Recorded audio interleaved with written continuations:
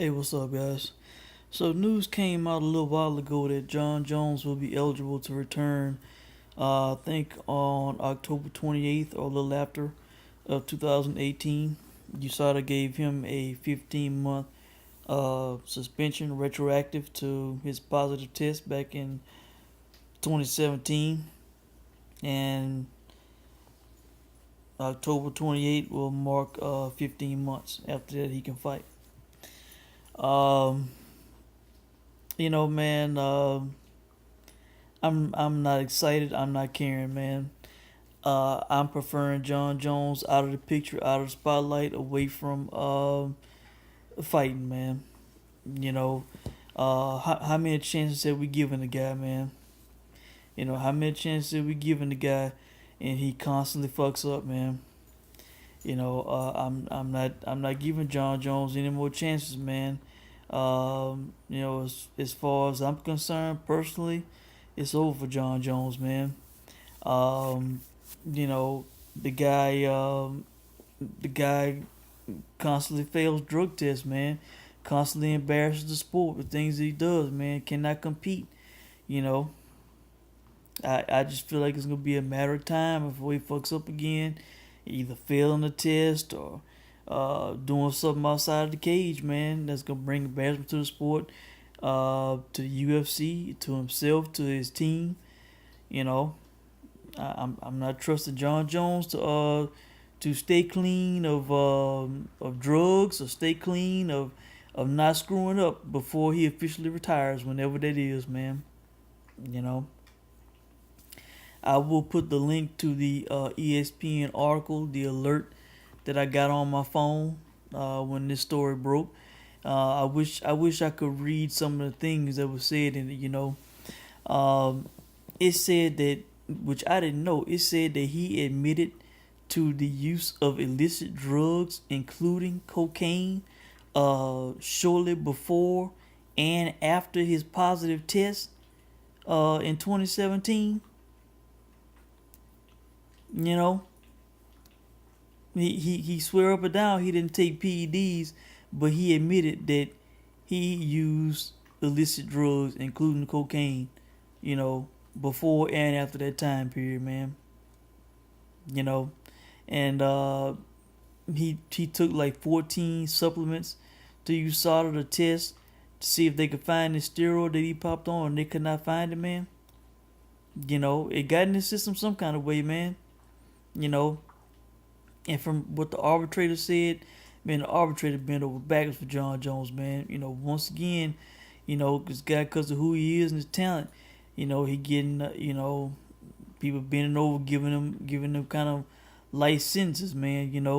This guy was facing a 4-year ban, for his second failure under USADA. He was facing his second penalty, which would have been a 4-year ban, and the guy's getting 15 months, man. And the arbitrator talking about how helpful he was in the case, and this wasn't a case of somebody trying to cheat, trying to get an advantage because he knew the test was coming and shit, man. You know, they went kind of light on it. Kind of light on the guy, in my opinion, man. If you ask me, hell, I think no less than 2 years he should have got, man. He should be eligible until next summer, man, and at the earliest, But the guy constantly screws up, man.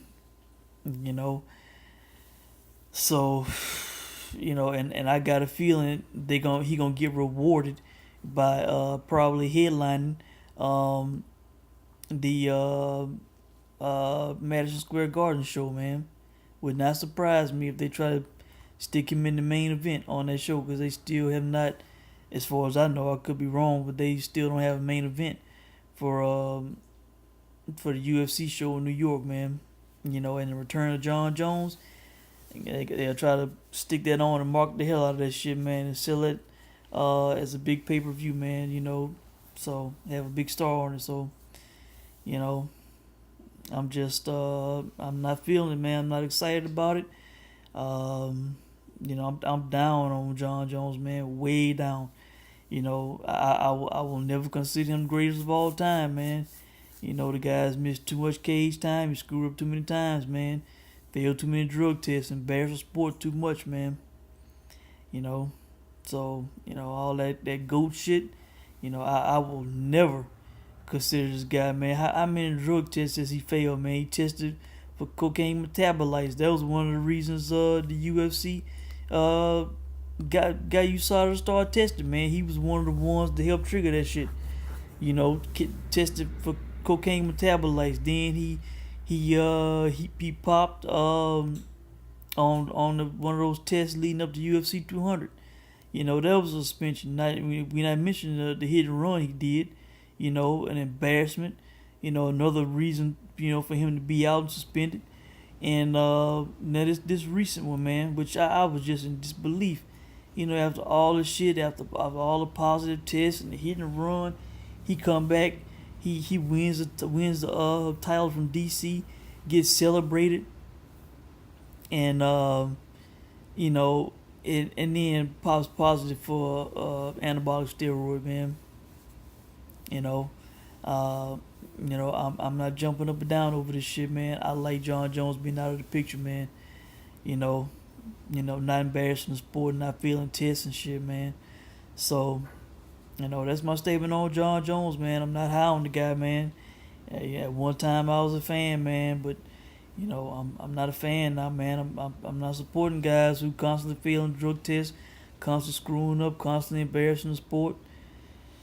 You know, I can't support a guy like that, man.